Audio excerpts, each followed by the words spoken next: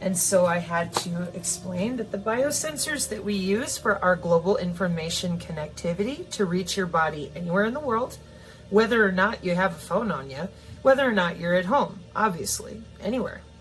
The biosensors are inside of you. They are 802.15.4 in computer networking. Your wide body area network is what those frequencies are seeking. The system for the emergency broadcast is tied into the backbone of the United States when we send out a signal for our emergency broadcast. And we want to make sure that it goes out to each individual node. We do not only send the signal to a phone or a computer. Since 2005, we send the signal to your body because your body is 802.15.6, the wireless body area network node. Now, people continue to say that this was not possible because folks of that nature, many of them are still unaware of the wireless body area network. They are also unaware of the way that our 6G wireless area, our 6th generation wireless actually works. Your body is at 802.15.6. That is the international standards for electrical and electronics engineering for how your body will be contacted and what will be sent to your body with digital data on the internet. These systems that I am explaining to you right now are used for information surveillance and reconnaissance. The human body is both electrical and wireless, and the human body has been tethered to the cloud for the following reason. We use something called applied signals technology with those sensors, biosensors, sensors open system architecture. We do this so that we at Information Surveillance and Reconnaissance can utilize high accuracy detection exploitation systems. You would commonly know most of these companies as our military industrial complex electronic warfare folks, Raytheon, L3Harris. Their primary purposes are usually in telecommunications, wireless communications as well, satellites, okay? So when we send out a signal with our emergency broadcast service, emergency alert system. There's actually two of them. But for my purposes today, I want you to keep this image in mind for just a few moments. When the system signal is sent out, it has no way of knowing if you're on the go, if you're with other people, if you're on the go near a grocery store or a lot of, in the city or outside of the city or in your car, right? Okay. Now, here's you out and about with your car. There's your body, 802.15.6. Here's what people do not understand. I have both of these technical documents I'm going to explain drawn here on the card. You can find them right now on the channel, and I'll link them with this video.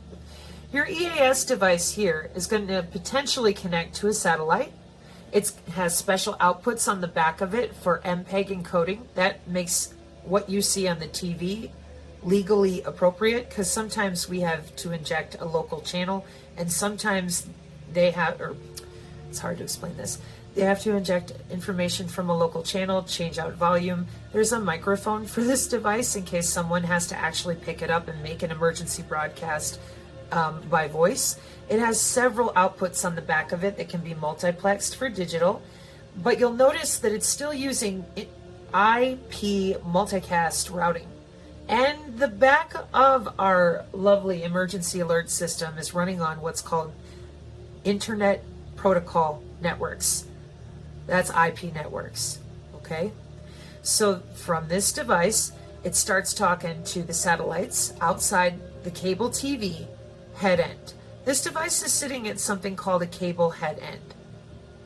Your cable system is going to broadcast, and in the event that you're not at your home, you can see your home is down here and you follow all these little lines to get back to the head end. Well, if you're not at home and you're out in your car, the device will send it out through the cell phone networks to look for you because you're a node on its network. I'm going to explain that in a minute. Now, anytime that we are sending data to biomarkers currently, wearables or in situ in vivo with 802.15.4, we attempt to bootstrap devices that are local to you, like your phone or your iPad. But if those devices are not within range, we're going to be using the two radio frequency syncs and what are called mesh relay networks or wireless sensor networks. The wireless sensor networks are 802.15.5. They go up and go down very fast. Thus, they're called on-the-fly networks, ad hoc. I'm going to show you the image again of your body with the two radio frequency syncs and multiple internal nodes. Your body itself is a different network from these little guys. And the network that I'm referring to right now is a third one that follows you around, and it goes up or down to relay from your body, just in case you don't have your phone. These industrial systems are built on the industrial Internet of Things for use of memory as well as redundancy. Now, I'm going to turn the card around. This is the heavy technical data for those of you that are in the industries, okay? And then I will finish up for the folks that are not necessarily in the industry, pardon me. So in our emergency alert system, what has happened is software-defined networking. A lot of people don't seem to be aware of it. It happened back in 2013. And when it did, it changed things like network function virtualization is the replacement of network appliance hardware with virtual machines. Computer networking changed in 2013 for the first time in a long time. Software-defined networking, virtual machines or network function virtualization instead of network hardware purchases that would need to be made. So with this came the challenge of the remoting of our physical OSI layer, and for that we have developed a new system that can switch by converged interconnect networks, can switch between layer 2, which only has the MAC and no IP address, or layer 3, which can then go out to routed protocols. It uses a distributed access architecture for its converged cable access platform cores. And this right here is going to be a component of your CMTS, which is this black box running all your cable modems to your house with the drop. And then you have multiple houses that go out with you to an optical node, up to the fiber loop, back to the encoder. And then it will send out all these different signals as it's making sure that it can reach the web, radar, satellite, cell phone towers, whatever it needs to. Because your cable TV head end is where your TV broadcast, radio broadcast, all of it comes from. So this is your house, and this is the drop from your cable company. And inside you have your cable modem, your different wireless machines. Maybe you have LAN, maybe you have a set-top box on your TV, whatever it is. But the emergency alert system is in the head end. And she's using an IP networking way to get to the comm controller. Now, the comm controllers are sitting here.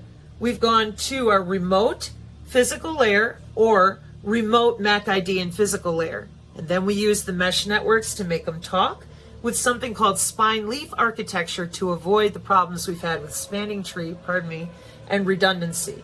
This allows the comm controllers to use the converged interconnect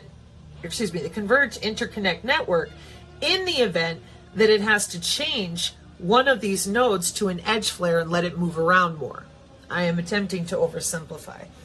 My point with all of this is telling people that when we send a signal that was designed to reach anyone, anywhere, at any time, and if you put your phone in a Faraday cage, it will not reach you, is the same as telling people that we have a network-centric warfare system.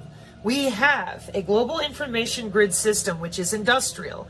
But if you take your wearable off, if you go off grid by taking your wearable off or putting your phone in a Faraday cage, we cannot find you. If that were the case, the last 60 years of electronic warfare would not have been successful. We do not track you by device any longer. Those items can be tracked for other reasons. But at the industrial scale of the wireless body area networks, we are tracking your body. And it is for health applications like telemedicine.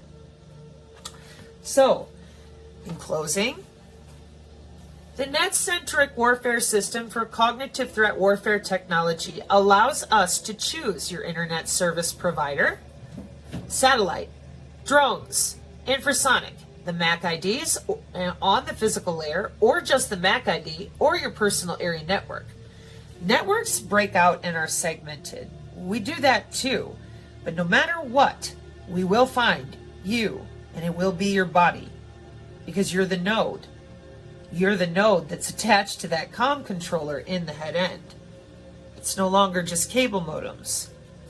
So when the device, and again, I recommend to those of you who are having a hard time reading my mapping about this device to check the links that will be in the description. This is your emergency alert system in your cable TV head end, and these are the hard metrics that Cisco and Treveldy for the equipment for EAS have listed. And I know from my own personal experience of having to deal with a Cisco 7200, and on this one, yeah, she's down here. Cisco 7200, I had a 2900 XL and an AS5300 router. And that box, when it goes into any of those ports, I have to and had to configure that router specifically to be able to properly send the signal from the emergency alert services, because that's what a CMTS is. Well, the 7200, sorry, the other ones are smaller. But the bottom line is still the same. You're routing over internet protocol traffic, unless you're only routing at the logic link layer. And even then, you're still using the body area network and the mesh relays to do it. We also route open shortest path first. If your phone is on and we can bootstrap it, great. But if it's not, we don't need your phone, and we're not going to. I also wish to point out at this time that this echoes cybersecurity from 2022 for 6G personal area networks, in which we use the same types of dynamics with the mesh relay and the convergence technology. Let me double check that phrase again, converged interconnect network, because we also have to have the ability to create an ad hoc vehicular network versus mesh networking only, with machine-to-machine encryption for our autonomous weapon systems with lethal autonomous drones that will then hunt you by the same wireless body area network in the same way, because it's net-centric warfare. So it had to have a way that no matter where you lived and no matter where you connected, we could still hit you on the physical layer and route details with and for you, for your telehealth, for the metaverse, for your smart city, and of course for the smart grid applications of your 15-minute city. So thank you for your time out there, and I hope this helps clear up any further metric discussions about the potential reach of our net-centric warfare and how we also utilize the new functions of Cisco's interconnected systems with our spine leaf instead of spanning tree types of routing, so that we can make sure no matter where you go, we are able to connect. And again, converged cable access platforms are letting your internet service providers build out their data centers differently, and it's called distributed access architecture for converged interconnect networks with Cisco. Network function visualization, software-defined networking. The reason that I am very proficient in the software-defined networking cybersecurity change is because I attended in 2013 several workshops on YouTube with MIT professors because it was all brand new back then, and then I picked this up. And it's very different because unlike networking in the past when hardware is guaranteed, this is not. Virtual machines. You just turn it on, turn it off, make it disappear. That is your wireless sensor networks. And that is the mesh Bluetooth relay that a lot of people have seen pop up and down, and they don't understand why they're showing up inside people who have had our graphinated cyber-physical industrial backbone upgrade, which is what we're dealing in. At one point, dial-up modems were plenty. We had more than enough bandwidth. But then more people started using the internet, and we needed cable modems. We needed faster throughput for video. We needed faster throughput for emails and for the web in general. Now we've made the next step. We have now upgraded to body area networks with synthetic biology. Obviously, changes are going to have to be made in the network in which software-defined networking is available. For this reason, the reason of synthetic biology and synthetic telepathy, the folks that deployed the cyber-physical backbone in 2017 then forced the COVID injection on everyone, which includes something called graphene. Most people don't understand what graphene even is. They think that it's somehow some big bioweapon. No, graphene has its uses in something called metamaterials. And if you're unfamiliar with what metamaterials are, they are a material not made in nature. They are made for the 6th generation wireless. This is your nanotechnology. And the reason that we needed it is because electromagnetic waves for those physical and MAC ID types of adaptive antenna, multi-input, multi-output, and beam forming had separate degrees of efficiency and random channel behavior because electromagnetic waves undergo multiple uncontrollable alterations as they propagate through the wireless. So the answer to this is our intelligent communication environment, Internet of Nano Things, front haul, back haul, Internet of Space Things with nano, avionics.com, nano satellites. And these metamaterials are working with your mesh relay. There's also the Lego building blocks of nanotechnology. And so that is why I know from my previous job how we route the emergency alert services down to the plugins that have to be multiplexed to the fiber versus going to the other racks and which CMTS it goes to and what kind of security. It was my job. Not much has changed. It's kind of a boring box in contrast to how many plugs and things are on the back of a lot of those boxes in a head end. So what I would ask from all of you out there who went through all this, fighting back and forth, people lied. A lot of people lied. And it's because either they're used to it or they sincerely don't know about our new healthcare biomedical wireless tissue engineering. The graphene-based biosensors are for tunable antennas, nano-sized. You might have heard of them. They're called slaughter bots. That sounds terrifying. I understand that, but that is the technology we have, along with many other nanotechnologies.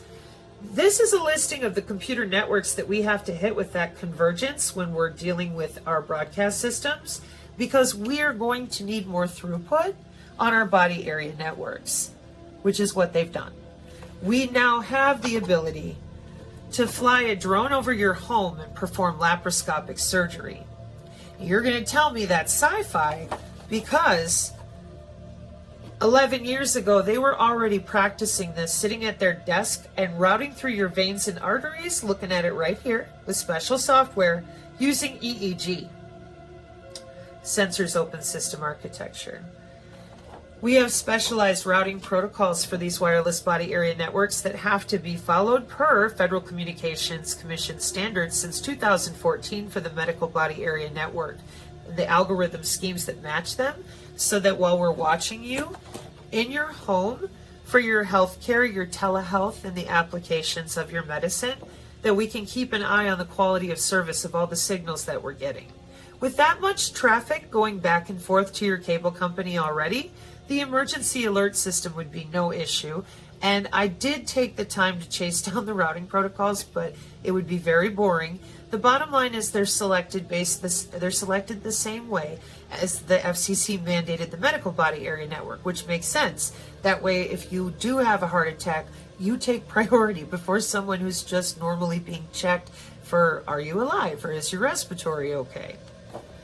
Therefore, it is really important that you help people understand we do use cluster-based routing for routing network game theory through the human body. This is the Synergy Tech Metric PDF. I'll link this here as well. For those of you that are interested, it's all free. You can just download it. And if you have any questions or anything, ongoing concerns, please leave them below. And Dankeschön, spasibo, gracias, merci. Thank you all so very much for the opportunity and your time. This will almost complete my long form as well for those of you who asked.